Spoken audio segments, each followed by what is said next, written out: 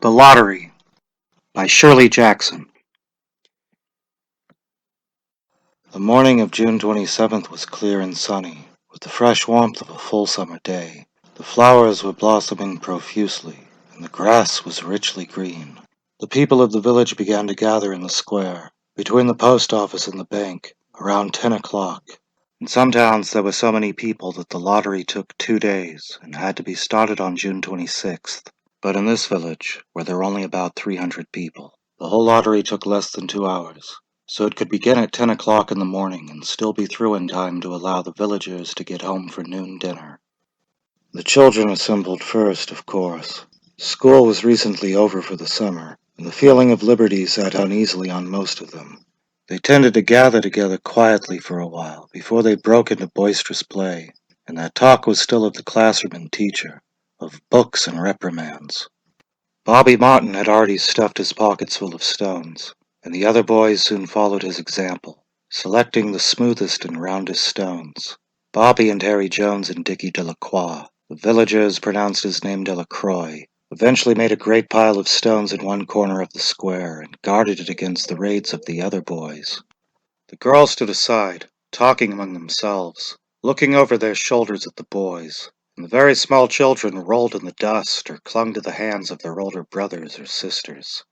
Soon the men began to gather, surveying their own children, speaking of planting and rain, tractors and taxes.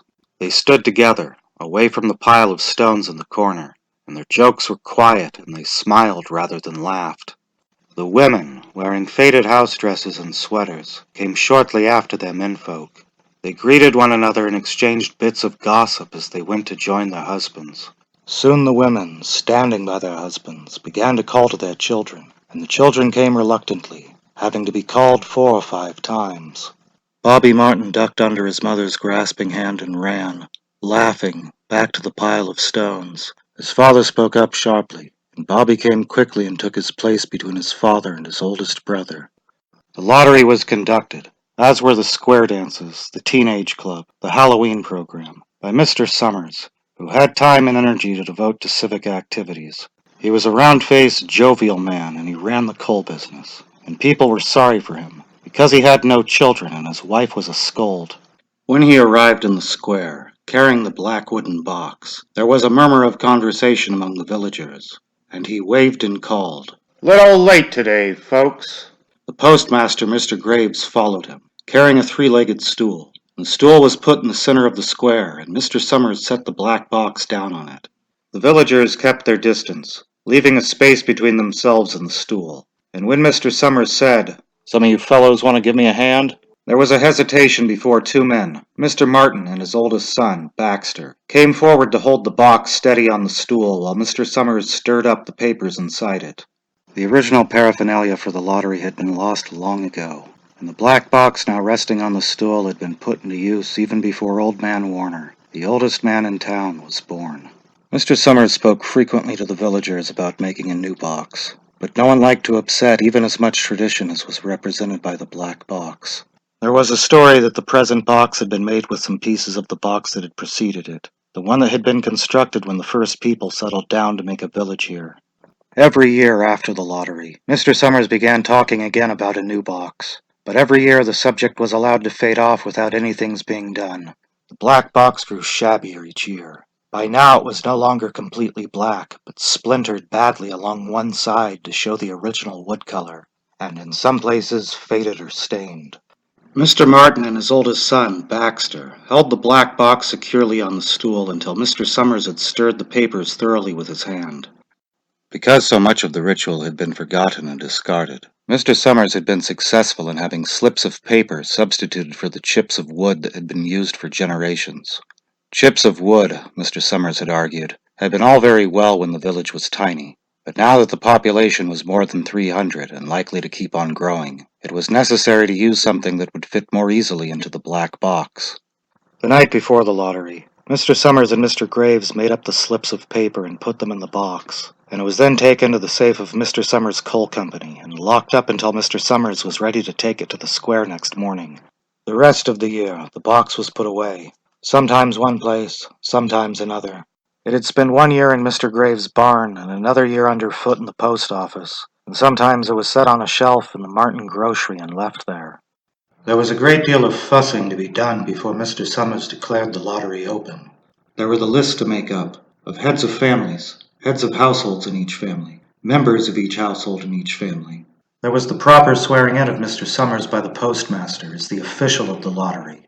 At one time, some people remembered, there had been a recital of some sort, performed by the official of the lottery, a perfunctory, tuneless chant that had been rattled off duly each year. Some people believed that the official of the lottery used to stand just so when he said or sang it. Others believed that he was supposed to walk among the people. But years and years ago, this part of the ritual had been allowed to lapse. There had been also a ritual salute, which the official of the lottery had to use in addressing each person who came up to draw from the box. But this also had changed with time. Until now it was felt necessary only for the official to speak to each person approaching. Mr. Summers was very good at all this, in his clean white shirt and blue jeans. With one hand resting carelessly on the black box, he seemed very proper and important as he talked interminably to Mr. Graves and the Martins. Just as Mr. Summers finally left off talking and turned to the assembled villagers, Mrs. Hutchinson came hurriedly along the path to the square, her sweater thrown over her shoulders, and slid into place in the back of the crowd. "Clean forgot what day it was," she said to Mrs. Delacroix, who stood next to her, and they both laughed softly. "Thought my old man was out back stacking wood," Mrs. Hutchinson went on. "And then I looked out the window and the kids was gone, and then I remembered it was the 27th and came a-running." She dried her hands on her apron, and Mrs. Delacroix said, "You're in time, though. They're still talking away up there." Mrs. Hutchinson craned her neck to see through the crowd, and found her husband and children standing near the front. She tapped Mrs. Delacroix on the arm as a farewell, and began to make her way through the crowd. The people separated good-humoredly to let her through. 2 or 3 people said, in voices just loud enough to be heard across the crowd, "Here comes your Mrs. Hutchinson," and "Bill! She made it after all!" Mrs. Hutchinson reached her husband, and Mr. Summers, who had been waiting, said cheerfully, "Thought we were going to have to get on without you, Tessie." Mrs. Hutchinson said, grinning, "Wouldn't have me leaving my dishes in the sink now, would you, Joe?" And soft laughter ran through the crowd as the people stirred back into position after Mrs. Hutchinson's arrival. "Well now," Mr. Summers said soberly, "guess we better get started. Get this over with, so's we can go back to work. Anybody ain't here?" Dunbar! "Dunbar!" several people said. Dunbar! "Dunbar! Dunbar!" Mr. Summers consulted his list. "Clyde Dunbar," he said. "That's right. He's broke his leg, hasn't he? Who's drawing for him?" Me, I guess. A woman said, and Mr. Summers turned to look at her. "Wife draws for her husband?" Mr. Summers said. "Don't you have a grown boy to do it for you, Janie?" Although Mr. Summers and everyone else in the village knew the answer perfectly well, it was the business of the official of the lottery to ask such questions formally. Mr. Summers waited with an expression of polite interest while Mrs. Dunbar answered.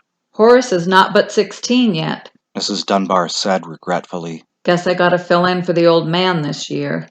Right. He made a note on the list he was holding. Then he asked, "Watson boy drawing this year?" A tall boy in the crowd raised his hand. "Here," he said. "I'm drawing for my mother and me." He blinked his eyes nervously and ducked his head as several voices in the crowd said things like, "Good fellow, Jack." And, "Glad to see your mother has got a man to do it." "Well," Mr. Summers said, "guess that's everyone. Old man Warner make it?" "Here," a voice said, and Mr. Summers nodded. A sudden hush fell on the crowd as Mr. Summers cleared his throat and looked at the list. "All ready?" he called. "Now, I'll read the names. Heads of families first, and the men come up and take a paper out of the box. Keep the paper folded in your hand without looking at it until everybody has had a turn. Everything clear?" The people had done it so many times that they only half listened to the directions. Most of them were quiet, wetting their lips, not looking around. Then Mr. Summers raised one hand high and said, "Adams." A man disengaged himself from the crowd and came forward. "Hi, Steve," Mr. Summers said, and Mr. Adams said, "Hi, Joe." They grinned at one another humorlessly and nervously. Then Mr. Adams reached into the black box and took out a folded paper. He held it firmly by one corner as he turned and went hastily back to his place in the crowd, where he stood a little apart from his family. not looking down at his hand. Allen, Mr. Summers said. Anderson, Bentham. Seems like there's no time at all between lotteries anymore. Mrs. Delacroix said to Mrs. Graves in the back row. Seems like we got through with the last one only last week. Time sure goes fast, Mrs. Graves said. Clark, Delacroix. There goes my old man. Mrs. Delacroix said. She held her breath while her husband went forward. Dunbar, Mr. Summers said, and Mrs. Dunbar went steadily to the box while one of the women said, Go on, J.D. And another said, There she goes. We're next, Mrs. Graves said. She watched while Mr. Summers came around from the side of the box, greeted Mr. Summers gravely, and selected a slip of paper from the box. By now, all through the crowd, there were men holding the small folded papers in their large hand, turning them over and over nervously. Mrs. Dunbar and her two sons stood together, Mrs. Dunbar holding the slip of paper. Harbert, Hutchinson. Get up there, Bill, Mrs. Hutchinson said, and the people near her laughed. Jones. They do say Mr. Adams said to Old Man Warner, who stood next to him. that over in the North Village, they're talking of giving up the lottery. Old Man Warner snorted. Pack of crazy fools, He said, listening to the young folks. Nothing's good enough for them. Next thing you know, they'll be wanting to go back to living in caves. Nobody work anymore. Live that way for a while. Used to be a saying about lottery in June, corn be heavy soon. First thing you know, we'd all be eating stewed chickweed and acorns. There's always been a lottery. he added petulantly. Bad enough to see young Joe Summers up there joking with everybody. Some places have already quit lotteries. Mrs. Adams said. Nothing but trouble in that. Old Man Warner said stoutly. Pack of young fools. Martin. And Bobby Martin watched his father go forward. Overdyke. Percy. I wish they'd hurry. Mrs. Dunbar said to her older son. I wish they'd hurry. They're almost through. Her son said. You get ready to run tell Dad. Mrs. Dunbar said. Mr. Summers called his own name and then stepped forward precisely and selected a slip from the box. Then he called, Warner! 77th year I've been in the lottery, Old Man Warner said as he went through the crowd. 77th time. Watson! The tall boy came awkwardly through the crowd. Someone said, Don't be nervous, Jack. And Mr. Summers said, Take your time, son. Zanini! After that there was a long pause, a breathless pause, until Mr. Summers, holding his slip of paper in the air, said, All right, fellas. For a minute no one moved, and then all the slips of paper were opened. Suddenly, all the women began to speak at once, saying, Who is it? Who's got it? Who is it? Who got it? Is it the Dunbars? Is it the Watsons? Dunbars? Is it the Watsons? Then the voices began to say, It's Hutchinson. Is it the Dunbars? It's Bill. Is it the Watsons? It's Hutchinson. It's Hutchinson. It's Hutchinson's got it. Bill. Got it. Bill Hutchinson's got it. Bill Hutchinson's got it. Go tell your father. Mrs. Dunbar said to her older son. People began to look around to see the Hutchinsons. Bill Hutchinson was standing quiet, staring down at the paper in his hand. Suddenly, Tessie Hutchinson shouted to Mr. Summers. You didn't give him enough time to take any paper he wanted. I saw you. It wasn't fair. Mrs. Delacroix called, Be a good sport, Tessie. and Mrs. Graves said, All of us took the same chance. Shut up, Tessie. Bill Hutchinson said, Well, everyone, Mr. Summers said, that was done pretty fast, and now we've got to be hurrying a little more to get done in time. He consulted his next list. Bill, he said, you draw for the Hutchinson family. You got any other households in the Hutchinsons? There's Don and Eva. Mrs. Hutchinson yelled. Make them take their chance. Daughters drew at their husbands' families, Tessie, Mr. Summers said gently. You know that as well as anyone else. It wasn't fair, Tessie said. I guess not, Joe. Bill Hutchinson said regretfully. My daughter draws with her husband's family. That's only fair. And I've got no other family except the kids. Then, as far as drawing for families is concerned, it's you, Mr. Summers said in explanation. And as far as drawing for households is concerned, that's you too, right? Right. Bill Hutchinson said. How many kids, Bill? Mr. Summers asked formally. 3. Bill Hutchinson said. There's Bill, Jr., And Nancy, and little Dave, and Tessie and me. All right, then, Mr. Summers said. Harry, you got that tickets back? Mr. Graves nodded and held up the slips of paper. Put them in the box, then, Mr. Summers directed. Take bills and put it in. I think we ought to start over. Mrs. Hutchinson said, as quietly as she could. I tell you, it wasn't fair. You didn't give them enough time to choose. Everybody saw that. Mr. Graves had selected the 5 slips and put them in the box, and he dropped all the papers but those onto the ground, where the breeze caught them and lifted them off. Listen, everybody, Mrs. Hutchinson was saying to the people around her. Ready, Bill? Mr. Summers asked, and Bill Hutchinson, with one quick glance around at his wife and children, nodded. Remember, Mr. Summers said, take the slips and keep them folded until each person has taken one. Harry, you help little Dave. Mr. Graves took the hand of the little boy, who came willingly with him up to the box. Take a paper out of the box, Davy, Mr. Summers said. Davy put his hand into the box and laughed. Take just one paper, Mr. Summers said. Harry, you hold it for him. Mr. Graves took the child's hand and removed the folded paper from the tight fist and held it while little Dave stood next to him and looked up at him wonderingly. Nancy next, Mr. Summers said. Nancy was 12, and her school friends breathed heavily as she went forward, switching her skirt, and took a slip daintily from the box. Bill Jr., Mr. Summers said, and Billy, his face red and his feet over large, nearly knocked the box over as he got a paper out. Tessie, Mr. Summers said. She hesitated for a minute, looking around defiantly, and then set her lips and went up to the box. She snatched a paper out and held it behind her. Bill, Mr. Summers said, and Bill Hutchinson reached into the box and felt around, bringing his hand out at last with the slip of paper in it. The crowd was quiet. A girl whispered, I hope it's not Nancy. and the sound of the whisper reached the edges of the crowd. It's not the way it used to be. Old Man Warner said clearly. People ain't the way they used to be.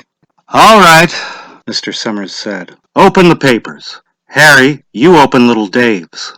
Mr. Graves opened the slip of paper, and there was a general sigh through the crowd as he held it up, and everyone could see that it was blank. Nancy and Bill Jr. opened theirs at the same time, and both beamed and laughed, turning around to the crowd and holding their slips of paper above their heads.